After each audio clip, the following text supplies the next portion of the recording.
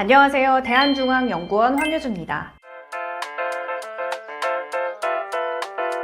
오늘은 단순 폭행 사건에서 합의금 얼마 정도가 적절할지 살펴보겠습니다. 원칙적으로 적절한 합의금은 별도로 정해져 있진 않습니다. 합의는 가해자와 피해자 모두가 만족할 만한 금액이 바로 적절 합의금이고, 그것은 범죄의 경중도 있지만 가해자의 재력 혹은 피해자의 재산 상태, 감정까지 고려되어서 결정되는 것이기 때문에 일률적이진 않습니다. 하지만 많은 분들이 법무법인 대한중앙에 특정 사건에서 적정 합의금이 얼마냐고 많이 묻기 때문에 오늘은 한 가지 예시를 통해서 설명드리겠습니다. 갑과 을, 두 친구가 서로 술을 먹다가 말싸움이 발생해서 갑이 을을 한 대 때렸고, 을이 마음이 상해서 갑에 대해서 형사고소를 한 사건이 있다고 가정해 보겠습니다. 우선 합의가 안 됐을 경우를 먼저 생각해 보겠습니다. 갑과 을이 합의가 안 되면 갑 입장에서는 어떻게 될까요? 단순 폭행이고 큰 상해까지 이루어지지 않았다 하더라도 합의가 되지 않으면 벌금형 처분이 나올 겁니다. 가령 갑한테 벌금이 100만 원 나온다면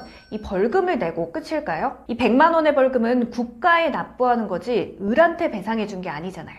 그럼 을은 갑이 벌금 처분 받은 것을 전제로 해서 갑을 상대로 또 민사손해배상도 청구할 수가 있습니다. 민사손해배상을 을이 청구했을 경우에 갑은 통상 벌금과 비슷한 정도의 손해배상을 해줘야 됩니다. 그러면 갑은 또 100만 원을 을한테도 줘야 하는 거죠. 따라서 갑 입장에서는 합의할 수 있으면 벌금 전과도 안 남고 민사소송에서 피고도 안 되니 차라리 200만 원 정도로 합의하는 게 더 이득이라고 할 수 있습니다. 그럼 을 입장에선 어떨까요? 무조건 형사처벌을 강하게 원하고 민사손해배상 청구하는 게 이득일까요? 을 입장에서는 200만 원이 아닌 100만 원만 받고라도 합의할 수 있으면 그쪽이 더 좋을 수도 있습니다. 합의가 안 돼서 갑이 벌금 처벌을 받는다 하더라도 거기서 끝나는 것이 아니라 을은 불법행위에 대한 민사손해배상 청구를 해야 됩니다. 그렇다면 을은 소장을 쓰기 위해서 변호사나 법무사한테 가서 이 소장을 쓰기 위한 비부를 지불해야 하죠. 이 비용 또한 상당하기 때문에 자칫하면 갑에게 받는 100만 원보다 더 비싼 비용을 지불해야 될 수도 있습니다. 그리고 여기에 소요되는 시간과 노력도 상당합니다. 그러니 을은 갑한테 돈을 100만 원이라도 받고 용서해 주는 게